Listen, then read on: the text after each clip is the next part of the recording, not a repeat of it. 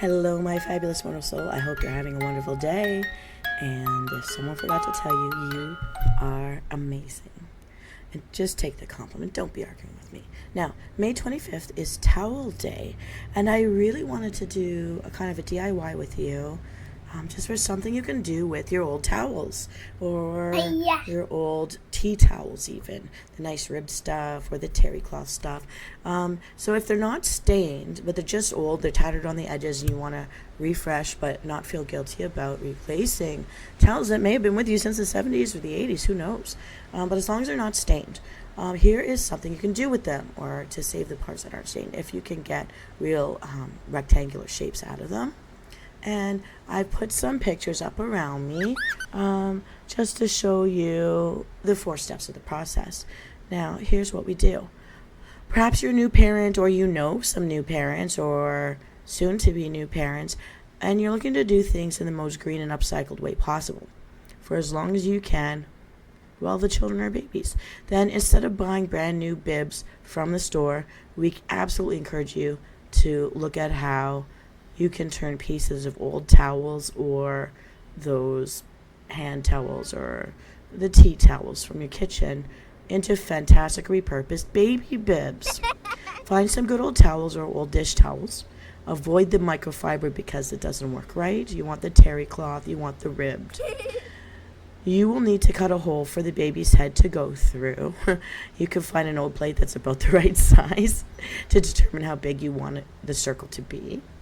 Fold the towel in half at about a third the way down, or a quarter of the way down, so long as there's some couple of inches on each side of the hole would be great. Now, fold the towel and then either use the plate or make a half circle to mark and cut out a hole. You want a little room in the back so that the shoulders are covered too. Cut all the towels out at one time, all that you're going to recycle. And this project is easier to do in stages, so if you're making more than one, cut out the rib knit. First bib that I made has a bit of a loose neck, so I cut off more fabric from the other necks before sewing them to make them a little tighter. You could make the circles different sizes for as the baby grows to keep putting them over their head. Now, if you can serge or sew the neck together, making it one continuous piece, and they say to use one of those zigzag with a sewing machine because it will hold better. You're going to mark the middle and the ends with pins. Mark the middle of the circle, fold in half the other way, and mark the other middles. So you'll need 4 pins in total. Match the pins up on the neck with the pins on the towel. Sew with a sewing machine.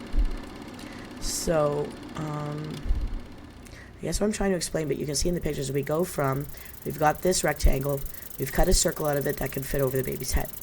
Then we're going to fold it down so that the circle is in half, the part that the baby's neck goes through.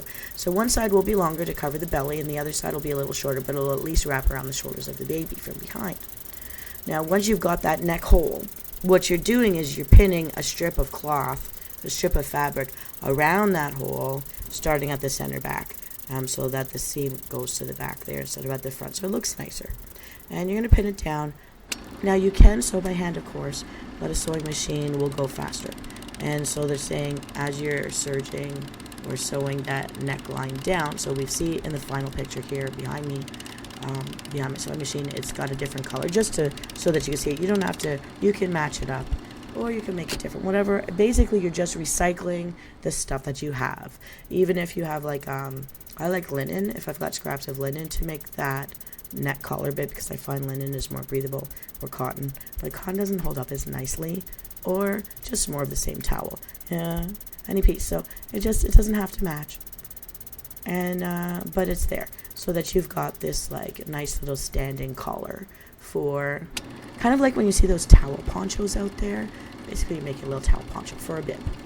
And those of you with the fancy sewing machines that let you do the embroidery, if you know how to do that, you can embroider the baby's name or their initials. Or very nice. So once you've got this sewn down, finish off the edge serge or zigzag.